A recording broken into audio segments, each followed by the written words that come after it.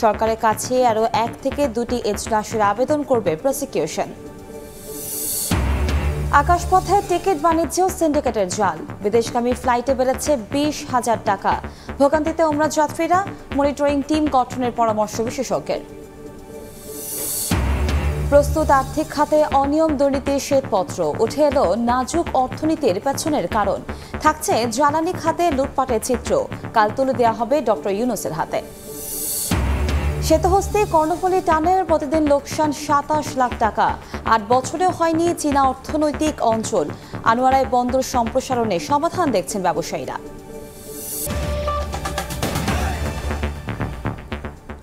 সকালের সময় সঙ্গে আছি আমি কনক আজাদ।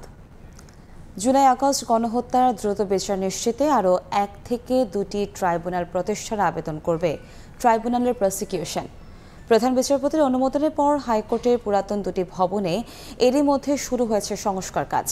প্রসিকিউশন বলছে, সংস্কার কাজ শেষ হলে আন্তর্জাতিক অপরাধ ট্রাইব্যুনালের সংখ্যা বাড়াতে সরকারের কাছে আবেদন করবে তারা। আফজাল হোসেনের রিপোর্ট। বিচারের জন্য প্রস্তুত আন্তর্জাতিক অপরাধ ট্রাইব্যুনালের মূল ভবন, এর ঠিক পেছনের 2টি ভবনেও চলছে সংস্কারের তোড়জোড়। জরাজীর্ণ, ব্যবহার অনুপযোগী ভবনটিকে দৃষ্টিনন্দন করতে দিনরাত কাজ করছেন গণপূর্তের নির্মাণ শ্রমিকরা। 2 থেকে 3 মাসের মধ্যে শেষ হবে সংস্কার কাজ। এর মধ্যে একটি ভবনে 1 থেকে 2টি এজলাস তৈরির কথা ভাবছে ট্রাইব্যুনালের প্রসিকিউশন। আরেকটি ভবন প্রস্তুত করা হচ্ছে ট্রাইব্যুনালে রাষ্ট্রপক্ষের আইনজীবীদের অফিস হিসেবে। প্রথম ভবনটি ইতিমধ্যে সংস্কার সম্পন্ন করে আমাদেরকে বুঝিয়ে দেওয়া হয়েছে। দ্বিতীয় ভবনটির সংস্কার কাজ প্রায় শেষ, আর বাকি যে 2টি ভবন আমাদের পেছনে দেখতে পাচ্ছেন, এই 2টি ভবন এতটাই জরাজীর্ণ হয়ে গিয়েছিল যে এটি সংস্কারের বেশ কিছুদিন সময় লাগবে ওনারা বলেছেন। ট্রাইব্যুনালের প্রসিকিউশন বলছে, জুলাই আগস্টের গণহত্যার মামলার চাপ সামলাতে এবং দ্রুত বিচার নিশ্চিতে এই পরিকল্পনা তাদের। মামলার সংখ্যা যখন অনেক বেড়ে যাবে তখন একটি ট্রাইব্যুনালে মাধ্যমে এটিকে নিষ্পত্তি করা বা দ্রুত নিষ্পত্তি করাটা কঠিন হবে। তো তখন আমরা দেখেছি এই ভবনে আরও 1টি বা 2টি এজলাস বসানো সম্ভব। তো সেজন্য আমরা এজলাসের জন্যই প্রস্তুত করার জন্য বলে দিয়েছি, এজলাস প্রস্তুত হয়ে যাক, তারপরে আমরা বিবেচনা করব। যদি মামলার সংখ্যা বাড়বে এবং বাড়াটাই স্বাভাবিক, তখন আমরা এখানে আরেকটি ট্রাইব্যুনাল স্থাপনের জন্য আবেদন জানাব। এবার আকাশপথে টিকিট বাণিজ্যেও সিন্ডিকেটের জাল, বিদেশগামী ফ্লাইটের প্রতি টিকিটের দাম বেড়েছে 5 থেকে 20,000 টাকা। যাত্রীরা বলছেন, অন্য দেশ থেকে অপেক্ষাকৃত কমে টিকিট মিললেও দেশে তা অধরা।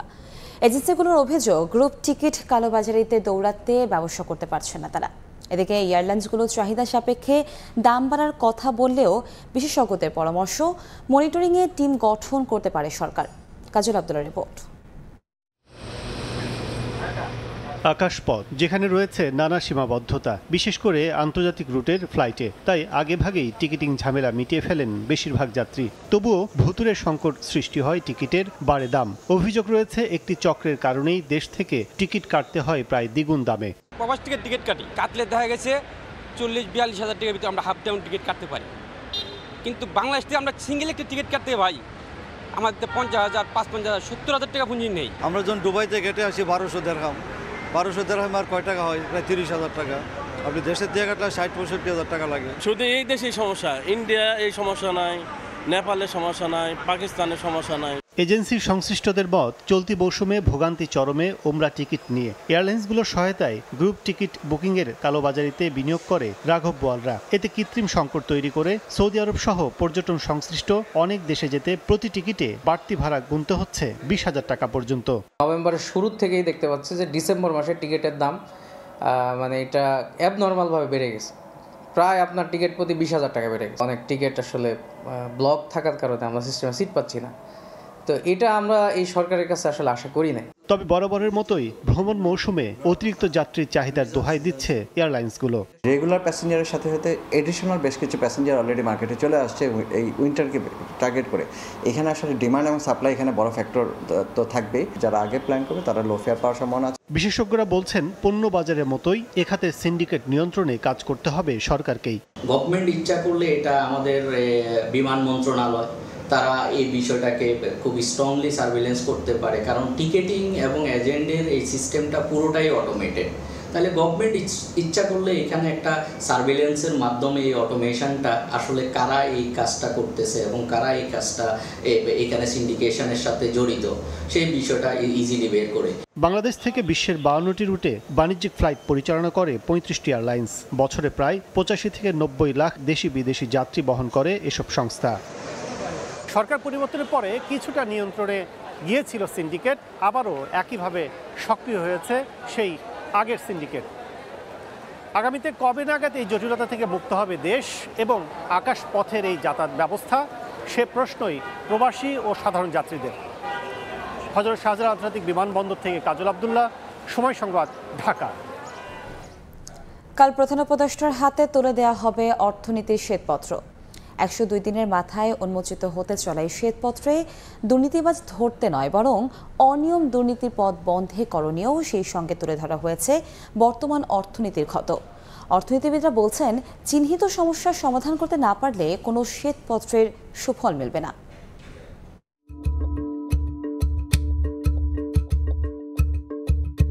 উচ্চ মূল্যস্ফীতি, নাজুক আইন শৃঙ্খলা পরিস্থিতি ও বাণিজ্যিক কার্যক্রমে মন্দাভাবকে এই মুহূর্তে দেশের সবচেয়ে বড় সমস্যা হিসেবে দেখছেন অর্থনীতিবিদরা। সবচেয়ে বড় চ্যালেঞ্জ যেটা এখন পর্যন্ত সামাল দেওয়া যাচ্ছে না, সেটা হচ্ছে ইনফ্লেশনটা। মূল্যস্ফীতি, আইন শৃঙ্খলা পরিস্থিতি আর হচ্ছে ব্যবসা বাণিজ্যে গতি আনা এই মুহূর্তে বড় চ্যালেঞ্জ বলে মনে করছি। এমন অবস্থায় রোববার প্রধান উপদেষ্টার হাতে তুলে দেয়া হচ্ছে দেশের কালো অর্থনীতির শ্বেতপত্র, যেখানে থাকবে কেন এমন নাজুক পরিস্থিতিতে দেশের অর্থনীতি আর সেখান থেকে উত্তরণের উপায় কি। অর্থনীতির কারেন্ট সিচুয়েশনটা কি, কোথায় কি সমস্যাগুলো ছিল, রিফর্মগুলো কেন হলো না, কারণটা কি, তার একটা বেঞ্চমার্ক এখানে আলোচনা করা হয়েছে। ঠিক কি কি থাকছে শ্বেতপত্রে, তিনি এমন প্রশ্ন এড়িয়ে গেলেও শুরু থেকেই ধারণা দিয়েছেন কমিটি প্রধান ডক্টর দেবপ্রিয় ভট্টাচার্য। 29 আগস্ট কমিটির প্রথম বৈঠক শেষে জানান, তারা কোনো দুর্নীতি ধরবেন না, দুর্নীতির মাত্রা মূল্যায়ন করবেন। এটা কোনো গোপনীয় দলিল না, এটা স্বচ্ছতার অনুশীলন। এটা দুর্নীতি ধরার কমিটি না, দুর্নীতি কেন হয়েছে এবং দুর্নীতির মাত্রাটা কি সেটা বলবে। বিভিন্ন বৈঠক শেষে জানানো হয়েছে, বিশেষভাবে খতিয়ে দেখা হচ্ছে হাসিনা সরকারের আমলে জ্বালানি খাতে যত চুক্তি হয়েছে সেখানে কোনো অনিয়ম হয়েছে কিনা। আলোচনা হয়েছে অর্থ সম্পদ পাচার ও তা ফিরিয়ে আনার ব্যাপারে। শ্বেতপত্র প্রণয়ন কমিটিকে সরকারি 24 প্রতিষ্ঠানের কর্মকর্তারা জানিয়েছেন, ভুল তথ্যে সাজানো হয়েছে বিগত সরকারের উন্নয়ন দর্শন। অনেক সময় যারা প্রাক্কলন তৈরি করেছেন তারা অসহায় বোধ করেছেন, ওই প্রাক্কলন দিতে বাধ্য হয়েছেন। শ্বেতপত্র প্রণয়ন কমিটি প্রধান জানান, বৈষম্য দূরীকরণ ও সংস্কারের বিষয়ে তথ্যের স্বচ্ছতা নিশ্চিত করাই কমিটির কাজ। সরকারের উচ্চ পর্যায়ের 85 জন কর্মকর্তা শ্বেতপত্র কমিটিকে জানিয়েছেন, হাসিনা সরকারের আমলে রাজনীতির কাছে জিম্মি ছিল আমলাতন্ত্র, অর্থনীতি। প্রশাসন সম্পূর্ণভাবে রাজনৈতিকভাবে জিম্মি অবস্থার ভিতরে ছিল। থাকছে জ্বালানি খাতের লুটপাটের চিত্র। দুর্নীতির পাহাড়ের থেকে যদি জনগণের সম্পদ ফিরিয়ে না নিতে পারি, তাহলে আর কিসের বিপ্লব হলো। অর্থনীতিবিদরা বলছেন, শ্বেতপত্রে তুলে ধরা সমস্যা সমাধান করাই হবে সরকারের সাফল্য। অর্থনীতিতে গত 15 বছরে যে ক্ষত তৈরি হয়েছে, সেই ক্ষতের গভীরতা কিন্তু আমাদেরকে বুঝতে হবে। এর আগেও যখন সমস্যা চিহ্নিত করা হয়েছিল, তখন কিন্তু ওই সমস্যাগুলোকে নিয়ে সিনসিয়ারলি কাজ করা হয় না। একটি জায়গায় হয়তো আমরা আরেকটু দৃশ্যমান অগ্রগতি দেখতে চাই, সেটা হচ্ছে এই যে যারা টাকা লোপাট করেছেন, বিভিন্ন আর্থিক অনিয়ম করেছেন, তাদের বিরুদ্ধে কি ব্যবস্থা নেওয়া হচ্ছে। গেল 28 আগস্ট শ্বেতপত্র প্রণয়ন কমিটি গঠনের পর 94 দিনের মাথায় উন্মোচিত হচ্ছে অর্থনীতির শ্বেতপত্র। কামরুল হাসান সবুজ, সময় সংবাদ, ঢাকা। সেতুহসি কর্ণফুলী টানেল প্রকল্পে খরচ 10,500 কোটি। লাভ তো দূরের কথা, প্রতিদিন লোকসান গুনতে হচ্ছে 27 লাখ টাকা। অথচ বিদেশি বিনিয়োগ ও কর্মসংস্থানে আশার আলো দেখানো চীনা অর্থনৈতিক অঞ্চলও গড়ে ওঠেনি 8 বছরে। ব্যবসায়ীরা বলছেন, চট্টগ্রাম বন্দরকে সম্প্রসারিত করা হলে ক্ষতি কিছুটা পুষিয়ে ওঠা সম্ভব। অনেক বিশ্বাসের ক্যামেরায় শফিকুল আলমের রিপোর্ট। বিদেশি বিনিয়োগ আকৃষ্টে 2016 সালে অর্থনৈতিক অঞ্চল প্রতিষ্ঠার জন্য চীনা কোম্পানি CHECর সঙ্গে চুক্তি করে বাংলাদেশ অর্থনৈতিক অঞ্চল কর্তৃপক্ষ। বেচা নানা কারণে CHECর সঙ্গে ডেভেলপার ও জমি ইজারা চুক্তি না হওয়ায় 2022 সালে প্রকল্পটি প্রথম ধাপে ভেস্তে যায়। এরপর চীনের পক্ষ থেকে CRBCকে নতুন ডেভেলপার মনোনীত করা হয়। G2G পদ্ধতিতে বেজার সাথে করা চুক্তির দীর্ঘ ৮ বছর পরও শুরু হয়নি নির্মাণ কাজ। যদিও এজন্য কেটে ফেলা হয়েছে পাহাড়, উজাড় করা হয়েছে বন জঙ্গল। কাজের অগ্রগতি বলতে দৃশ্যমান একটি টিন শেডের ঘর আর নির্মিত হয়েছে একটি সড়ক। একর করে মানে চাইনার একটা অপোজিটে বাউন্ডারি দিয়ে রাখছে, এটা ফেলে রাখছে এরকম। শুধু রোডটা করছে আর তারা একটা ওয়াল দিছে, আর কিছু দেখতেছি না। এখানে বন জঙ্গল যেগুলো উজাড় হয়েছে ওইগুলোর কারণে এখন তো হাতির উপদ্রব খুবই বেড়ে গেছে, অনেক প্রাণ ঝরতেছে। অথচ 784 একরে 400-র বেশি শিল্প কলকারখানায় 30,000 আশ্বাসে 10,500 কোটি টাকা খরচ করে নির্মাণ করা হয় কর্ণফুলী টানেল। শ্বেতহস্তি এই প্রকল্পে এখন প্রতিদিন লোকসান 27 লাখ টাকা। অপরিকল্পিত প্রকল্পে এখন করুণ দশা বন্দরনগরীর, বলছে সচেতন মহল। মাতারবাড়িতে ইন্ডাস্ট্রিয়াল হাব, নদীর ওই পারে কর্ণফুলীতে ইন্ডাস্ট্রিয়াল হাব, তাহলে এতগুলি ইনভেস্টর্স, আমার কতগুলি ইনভেস্টর্স দেশে আসবে, তার সাথে পরিকল্পনা সংগতিপূর্ণ হতে হবে। তো রাতারাতি তো আমার দেশে মানে লক্ষ লক্ষ ইনভেস্টর তো বিদেশ থেকে চলে আসবে না। আমি ইন্ডাস্ট্রিয়াল বেল্টের জন্য আমি পরিকল্পনা করে রাখতে পারি, এই জায়গায় ইন্ডাস্ট্রিয়াল বেল্ট করব, কিন্তু ইন্ডাস্ট্রিয়াল বেল্টের নামে আমি কতগুলি জমি আটকে রেখে দিলাম। ব্যবসায়ীরা বলছেন কর্ণফুলী টানেলের এক প্রান্তে বন্দর হলেও খালি পড়ে আছে আনোয়ারা প্রান্ত। সেখানে বন্দরের কার্যক্রম সম্প্রসারণের পাশাপাশি কন্টেইনার অফডক করার কথা বলছেন তারা। টানেলে যে আমাদের একটা সমস্যা, যেটা আমাদের লস হচ্ছে, সেটাকে হয়তোবা রিকভার করার একটা সুযোগ থাকবে। এবং সবচেয়ে বড় কথা হচ্ছে কি, ওই পারও যদি আমরা জেটি করি, ওই পারও যদি অফডক করি এবং বে টার্মিনাল হলে তখন সেটার কানেক্টিভিটি বাড়বে। চীনা অর্থনৈতিক অঞ্চলের জন্য এরই মধ্যে 200 একর জায়গায় পাহাড়ি টিলা কেটে সমান করা হয়েছে। এমনিতেই বড় ধরনের লোকসানের মুখে কর্ণফুলী টানেল। চীনা অর্থনৈতিক ও শিল্পাঞ্চল ঘিরে যে কর্ণফুলী টানেল করা হয়েছে, সেটি না হলে আরও বড় ধরনের ক্ষতির মুখে পড়বে কর্ণফুলী টানেল। শফিকুল আলম, সময় সংবাদ, চট্টগ্রাম। বেসরকারি হলেও সরকারি অর্থায়নে গড়ে উঠেছে বান্দরবান বিশ্ববিদ্যালয়ের স্থায়ী ক্যাম্পাস। অভিযোগ উঠেছে ক্ষমতার প্রভাবে ভবন, হোস্টেল, রাস্তাঘাট সহ বিভিন্ন প্রকল্প বাস্তবায়ন করেন সাবেক আওয়ামী লীগ নেতারা। আইনজীবীরা বলছেন, বিশ্ববিদ্যালয় পরিচালনায় পাবলিক প্রাইভেট পার্টনারশিপের কোনো আইনগত ভিত্তি নেই, তবে এ নিয়ে প্রয়োজনীয় ব্যবস্থা নেওয়ার আশ্বাস জেলা পরিষদের। এনে জাকিরের রিপোর্ট। 2017 সালে বান্দরবান সদর উপজেলার সুয়ালুক এলাকায় 100 একর জায়গার উপর নির্মাণ করা হয় বান্দরবান বিশ্ববিদ্যালয়ের স্থায়ী ক্যাম্পাস। জেলা পরিষদের 25 ভাগ এবং শিক্ষা উন্নয়ন ফাউন্ডেশন নামে একটি বেসরকারি সংস্থার 75 ভাগ মালিকানায় দ্বিপাক্ষিক চুক্তি হয়।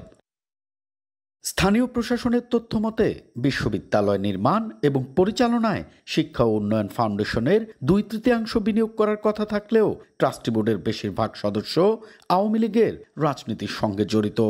দলীয় প্রভাব খাটিয়ে বিশ্ববিদ্যালয়ের নামে শত কোটি টাকা মূল্যের সরকারি জায়গা বন্দোবস্ত নেন তারা।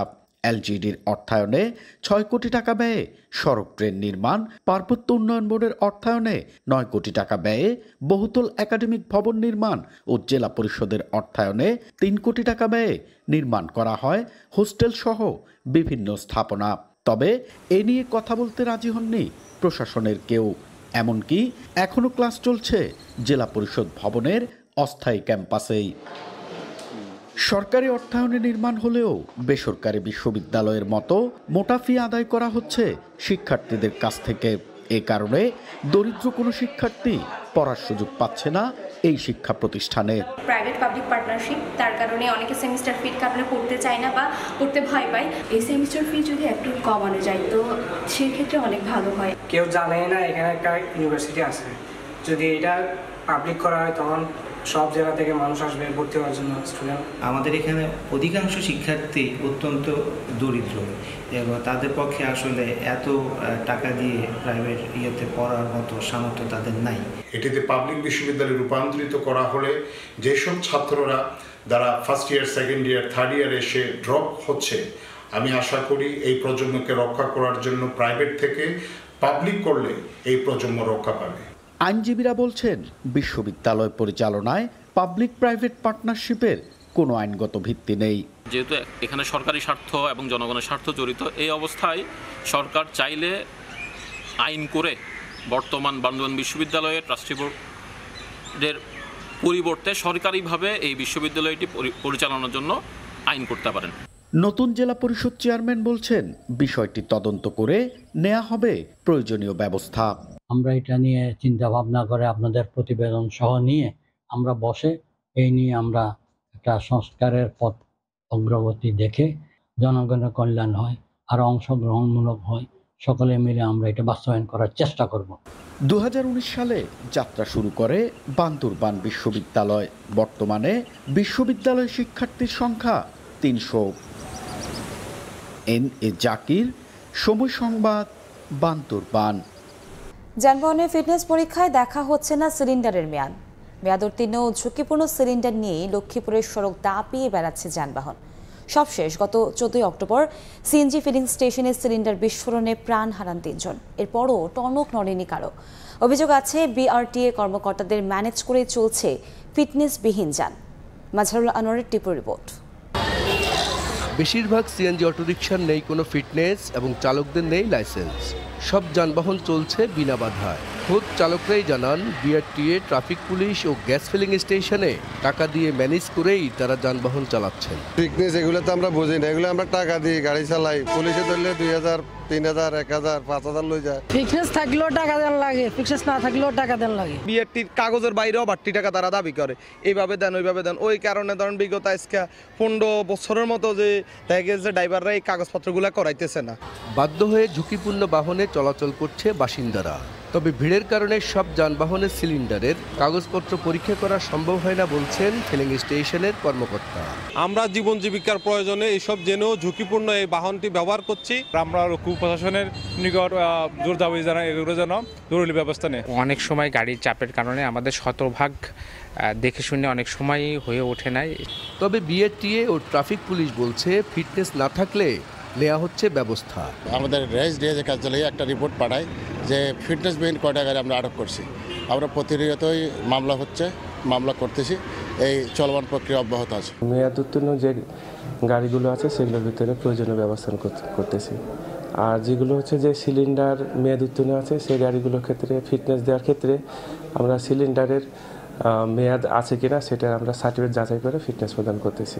বিআরটিএর তথ্য মতে লক্ষ্মীপুরে রেজিস্ট্রেশন করা সিএনজি চালিত অটোরিকশা রয়েছে 8000। এর মধ্যে 7000-এর বেশি গাড়ির নেই ফিটনেস। আর সিএনজি চালিত যানবাহনের সংখ্যা প্রায় 15000। মাজহারুল আনোয়ার টিপু, সময় সংবাদ, লক্ষ্মীপুর। জলাবদ্ধতায় উর্বরতা হারিয়ে ধানের জমিতে পাতা মরানোর রোগ সহ দেখা দিয়েছে পোকার আক্রমণ। বালাইনাশক ছিটিয়েও হচ্ছে না কাজ। এতে চাঁদপুরে মেঘনা ধনাগোদা সেচ প্রকল্পে ব্যাহত হচ্ছে ধান উৎপাদন।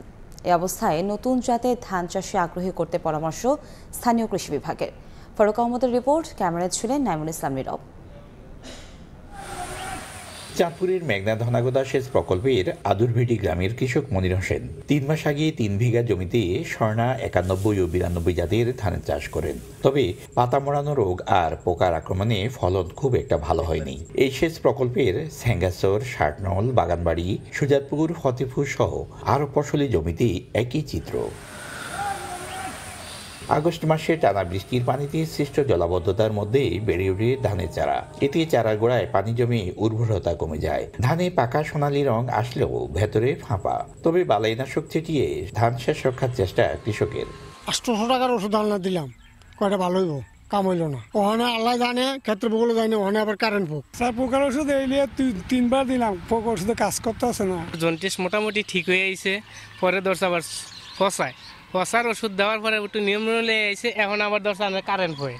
সনাতন জাতের ধানের পরিবর্তে নতুন জাত চাষে আগ্রহী করতে কৃষককে পরামর্শ দিচ্ছে কৃষি বিভাগ। BR11 করেছে অনেকে, তো ওইটা না করে আধুনিক যে ধানগুলো আছে আমন মৌসুমে 87, 95 এই ধানগুলো করার জন্য, এগুলো রোগ সহনশীল এবং পোকা সহনশীল জাত, তো এই ধানগুলো করতে বলেছে। মেঘনা ধনাগোদা সেচ প্রকল্পে মোট জমির পরিমাণ 27,000 হেক্টর। এর মধ্যে রোপা আমনের চাষ হয়েছে 9,000 হেক্টরে। হেক্টর প্রতি চাল উৎপাদনের লক্ষ্যমাত্রা 2.9 মেট্রিক টন। ফারুক আহমদ, সময় সংবাদ, চাঁদপুর। ধান কাটার মৌসুম শুরু হতেই ব্রাহ্মণবাড়িয়ায় আমনের দাম ঊর্ধ্বমুখী। কৃষকের কাছ থেকে উচ্চ মূল্যে ধান কিনে বাজারে কাঙ্ক্ষিত লাভের মুখ না দেখার অভিযোগ ব্যাপারীদের। চালের উৎপাদন খরচও বেড়েছে বলে দাবি মিল মালিকদের। এ অবস্থায় আড়তদাররা বেশি লাভবান হচ্ছেন বলে জানান কৃষকেরা। হৃদয় পালের ছবিতে উজ্জ্বল চক্রবর্তী রিপোর্ট। ব্রাহ্মণবাড়িয়ায় চলছে ধান কাটার উৎসব। পুরাতন ধানের পাশাপাশি নতুন আমন ধানও বাজারে আসতে শুরু করেছে। ব্যাপারীরা বলছেন মৌসুমের শুরুতে দাম বাড়তি থাকায় কৃষকদের কাছ থেকে উচ্চ মূল্যে ধান কিনছেন তারা। সেই ধান যারা সবচেয়ে বড় আড়ত আশুগঞ্জ নিয়ে কাঙ্ক্ষিত মূল্যে বিক্রি করতে পারছেন না। তবে মিল মালিকদের দাবি ধানের পাশাপাশি বেড়েছে চাল উৎপাদন খরচও।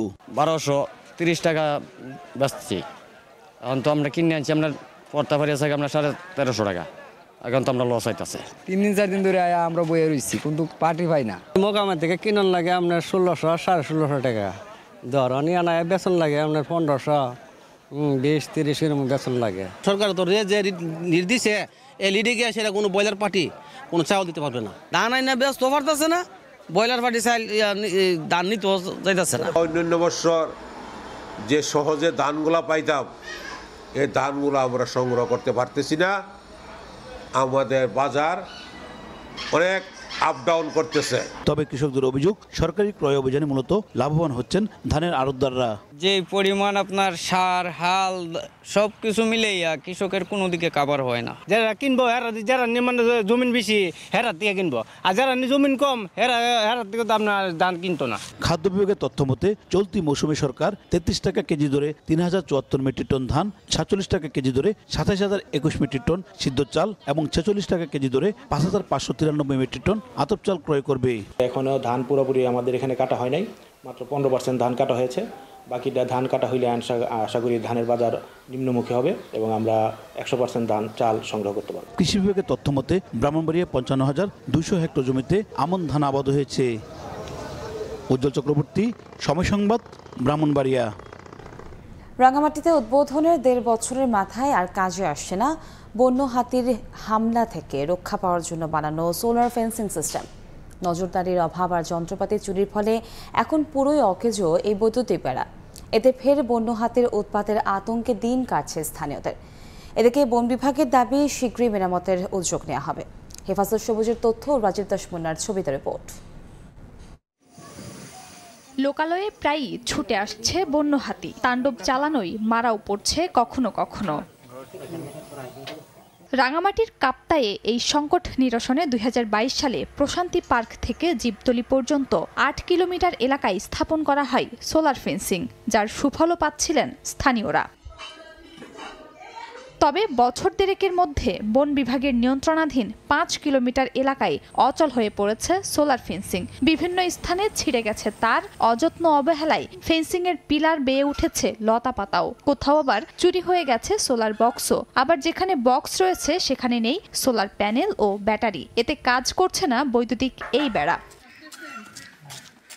স্থানীয়দের অভিযোগ, বন বিভাগের উদাসীনতায় অল্প দিনেই অকেজো হয়ে পড়েছে ফেন্সিং সিস্টেম। ফের বন্য হাতির আক্রমণের শঙ্কায় দিন কাটছে এলাকাবাসীর। এখন ওই তারটা চুরি হয়ে গেছে নাকি লাইন থাকে না, এখন ওইটার কারণে হাতিগুলো আসে যায়। ফেন্সিং নষ্ট হয়ে গেছে, এখন তো ভয়াবহ আছে। এই ফেন্সিংটা দেওয়ার পর তেমন একটা হাতি আসে নাই, তো এটা নষ্ট হওয়ার পর এই যখন পরিস্থিতি, তখন ফেন্সিং সিস্টেম অচলের জন্য প্রাকৃতিক দুর্যোগকে দুষছে বন বিভাগ। গত কিছুদিন আগে বর্ষায় 2-1 জায়গায় আপনার গাছের ডালপালা পড়ে কিছু তার আপনার ছিঁড়ে দেয়। শর্ট টাইমের মধ্যে আমরা ওই সময়টা রিপেয়ার করে আমরা লাইনগুলোকে পূর্ণাঙ্গ সচল করতে পারবো আমি মনে করি। এই প্রকল্প বাস্তবায়নে সরকারের খরচ হয় প্রায় কোটি টাকা। সময় সংবাদ, রাঙামাটি। আয়ারল্যান্ডে শেষ হলো 34তম সাধারণ নির্বাচনের ভোট গ্রহণ। ভোট গণনা শেষে রোববার পাওয়া যেতে পারে চূড়ান্ত ফল। এবারে নির্বাচনে একক সংখ্যাগরিষ্ঠতার দৌড়ে কোনো দলই এগিয়ে নেই, তাই আবারও জোট সরকার গঠন হবে বলে মনে করছেন রাজনৈতিক বিশ্লেষকরা। আয়ারল্যান্ডের বিভিন্ন ভোট কেন্দ্র ঘুরে সোয়েজ জুয়েলের রিপোর্ট। আয়ারল্যান্ডে অনুষ্ঠিত হয়েছে 34তম সাধারণ নির্বাচন। শুক্রবার স্থানীয় সময় সকাল 7টা থেকে শুরু হয়ে রাত 10টা পর্যন্ত চলে ভোট গ্রহণ। সকাল থেকেই নিজ নিজ কেন্দ্রে ভোট দিতে আসেন বিভিন্ন বয়সী ভোটার। দেশটির প্রধান দল ফিনেগাল ও ফিনেফলের সঙ্গে জড়িত আছেন বেশ কয়েকজন প্রবাসী বাংলাদেশি। নিজ দলের জয়ের ব্যাপারে আত্মবিশ্বাসী তারা।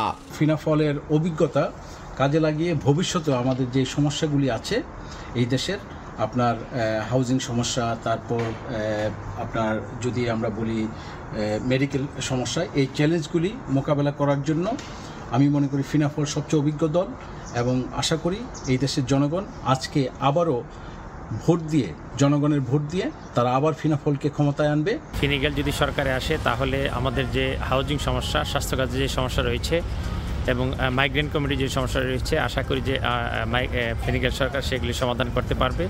এই ফিনিক্যাল সরকার 3বারের মতো ক্ষমতায় রয়েছে। আপনারা ফিনিক্যালকে ভোট দিবেন, ভোট দিয়ে জয়যুক্ত করবেন। এবারের নির্বাচনে ফিনেগাল, ফিনেফল, শিনফেন এই 3টি দলের মধ্যেই মূলত হবে হাড্ডাহাড্ডি লড়াই। দলগুলো আয়ারল্যান্ডের আবাসন সংকট, স্বাস্থ্যসেবার ধীরগতি ও অভিবাসন নীতি নিয়ে সরব ছিল। এক জরিপে দেখা গেছে আগের চেয়ে বেশি আসন পেতে পারে ফিনেফল, ফলে কমতে পারে আরেক বড় দল ফিনেগালের আসন। আবার ফিনেগালের চেয়ে একটু এগিয়ে আছে শিনফেন। অর্থাৎ এবারের নির্বাচনে কোন দলই যে একক সংখ্যাগরিষ্ঠতা পাবে না তা অনেকটাই নিশ্চিত। আয়ারল্যান্ডে গেল পার্লামেন্টে 39টি নির্বাচনী এলাকা থেকে 160 জন এমপি ছিলেন। তবে নির্বাচনী সংশোধন আইন 2023-এ 4টি নির্বাচনী এলাকা বাড়ানো হয়। পার্লামেন্ট সদস্য সংখ্যাও বাড়িয়ে করা হয় 174। নির্বাচন কমিশনের সবশেষ তথ্য বলছে এবারের নির্বাচনে 34 লাখেরও বেশি ভোটার রয়েছেন। রাজনৈতিক বিশ্লেষকদের ধারণা এবারও কোনো দলই একক সংখ্যাগরিষ্ঠতা পাবে না। সরকার গঠনে আগামী দিনে কোন কোন দল কার হাত ধরবে সেটি দেখার জন্য অপেক্ষা করতে হবে আরও একদিন। সৈয়দ জুয়েল, সময় সংবাদ, আয়ারল্যান্ড। দেখছেন সকালের সময়। এবার বাংলাদেশ আয়ারল্যান্ড নারী ওয়ানডে সিরিজের খবর। 1 ম্যাচ হাতে রেখে সিরিজ নিশ্চিত করতে চায় বাংলাদেশ।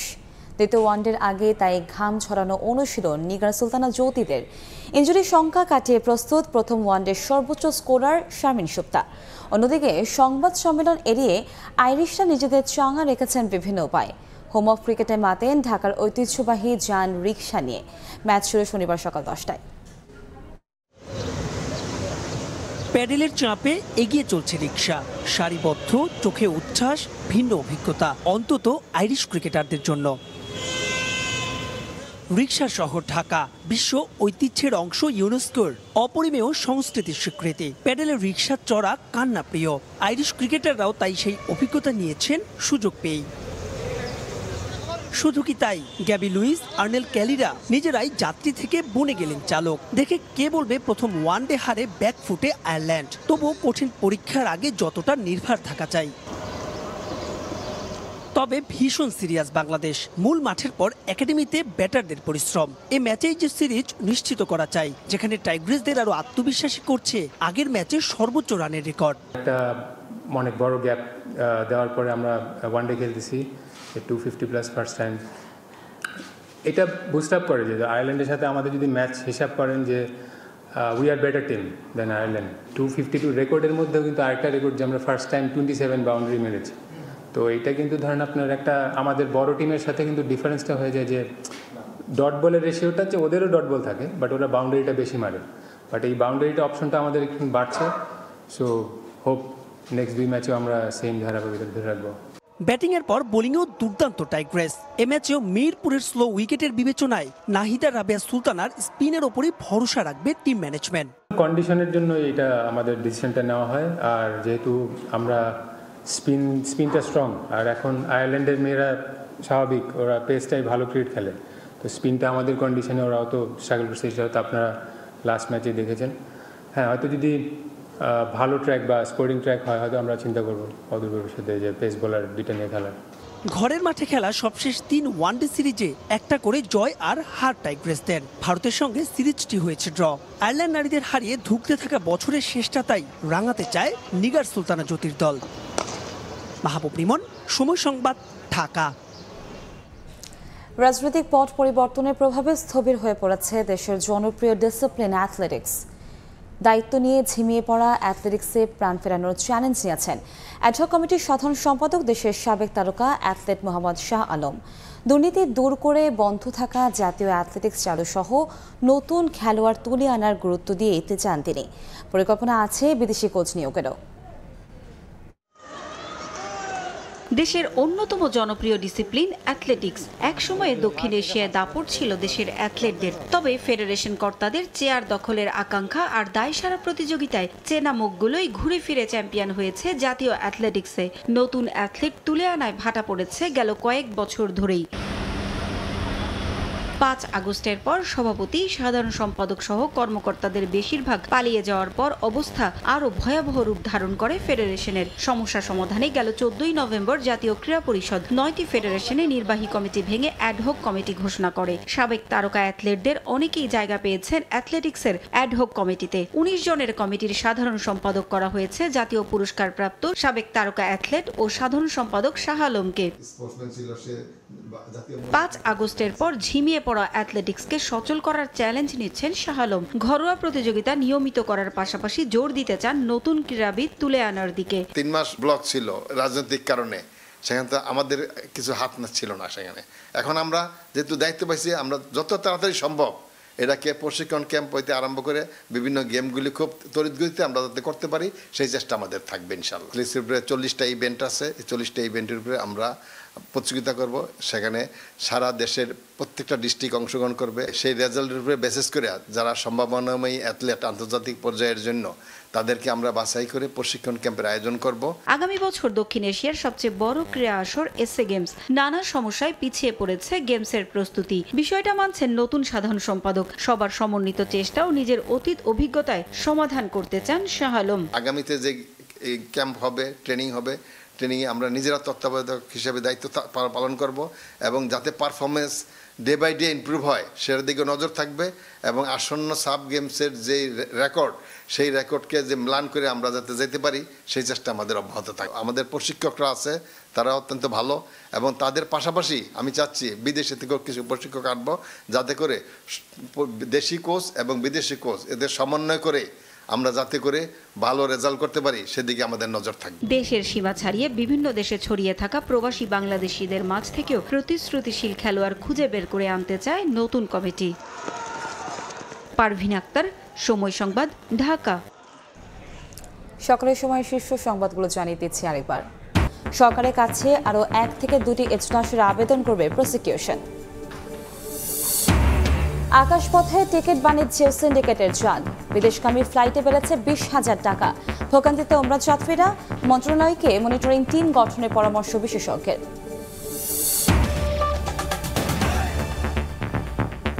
এ ছিল সকালের সময়। সঙ্গে থাকুন সময়।